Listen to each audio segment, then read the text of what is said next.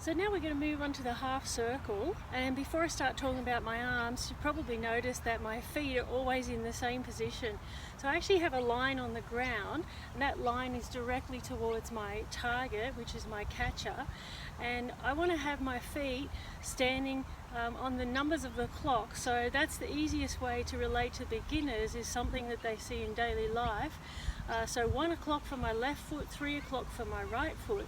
And if I'm left-handed, I would just reverse that, and I would have my left foot at 9 o'clock and my right foot at 11 o'clock.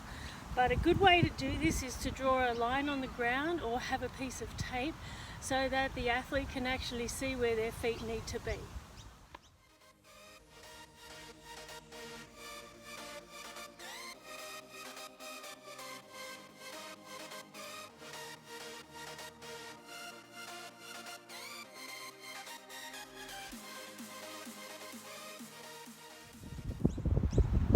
Now I'm going to talk about our arms, and as we work on our half circle, so we're breaking the pitch into pieces, and again there's different ways to teach pitching.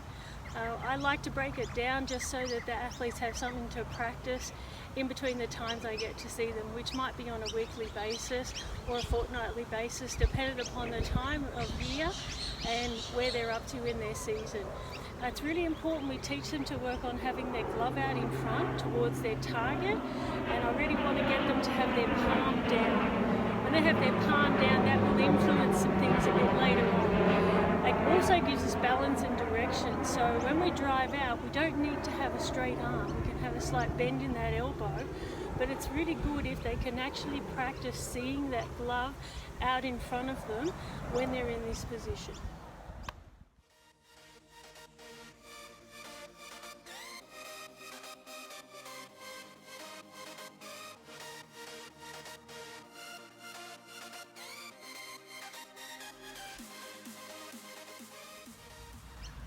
Now I'm going to talk about my arms, or specifically my pitching arm. And when I'm working with the athletes, I really like to get them to break it down into sections, as I suggested in the last clip.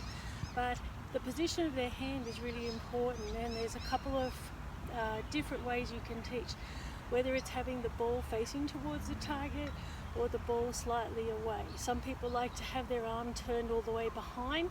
I personally find that really uncomfortable, and I think it gives the athletes an opportunity to try both ways, so whether they're facing this direction or slightly to the side.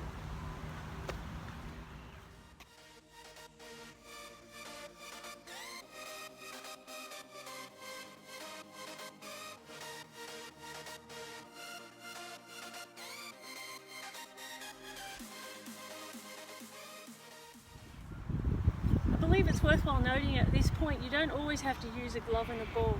Sometimes it's really good just to get the athlete to practice with their body in a position, even in front of a mirror or in front of their phone, and just reverse it so they can actually see what they're doing, and then they can take that picture in their mind.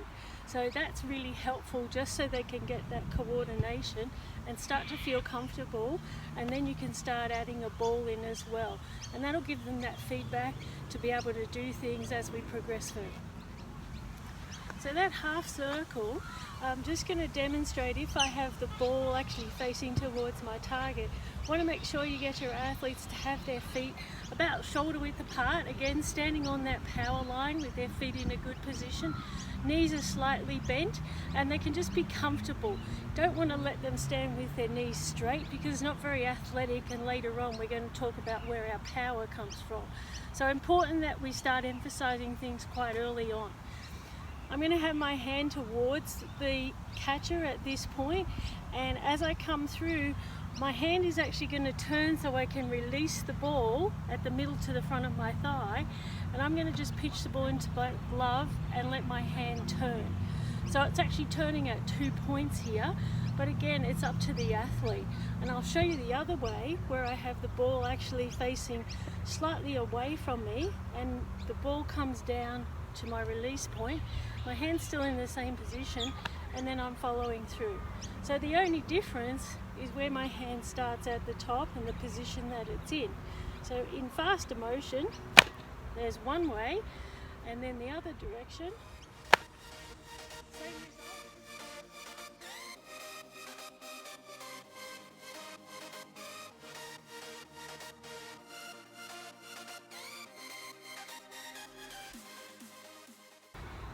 same result, just a little bit different.